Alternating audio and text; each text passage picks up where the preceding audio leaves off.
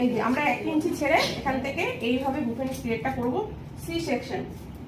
আমরা যখন এখান থেকে লাইনটা টানবো তখন আমাদের স্কিনে একদম টাচ করে যাবে, যাতে লাইনটা একবারেই হয়ে আসে। একদম স্টে করার ব্যাপার যখন থাকে তখন আমরা কি করবো, মুভস ইউজ করে নেবো আর হালকা করে একটু শুকিয়ে নেবো, একটু ভেজা ভেজা অবস্থায় মুভসটা দিয়ে কাজ করবো। আর যে মুভস ইউজ করবে না সে আগে কাল ক্রিম লাগিয়ে নিতে পারে, দেন তোমার কার্লিং করে তারপরে তুমি আবার। আমরা কাল করবো না, যতটা আমরা কাল করবো যতখানি, মানে ধর ভাবছিস যে আমি এতটা কাল করবো, ঠিক তার উপর পর্যন্ত কার্লিংটা তুলবো, তাহলে কি হবে, যেই লেভেলটা তুমি চাইছো সেই লেভেলটাই আসবে। আর কালটা নিয়ে যে চেক করছি, কি চেকটা করছি যে এই উপরের চুলটা, নিচে চুল, কিন্তু উপরের চুল গরম হতে সময় নেয়, তো উপরের চুলটা যতক্ষণ না গরম হচ্ছে ততক্ষণ একটু ধরে রাখতে হয়। এটাকে দিয়ে স্প্রে করবো, করে ছাড়বো যাতে স্প্রে এটা লং লাস্টিং হয়। আর রান্না করার জন্য তো আগে কিছু টেকনিক করেই নিয়েছিলাম যাতে লং লাস্টিং হয়।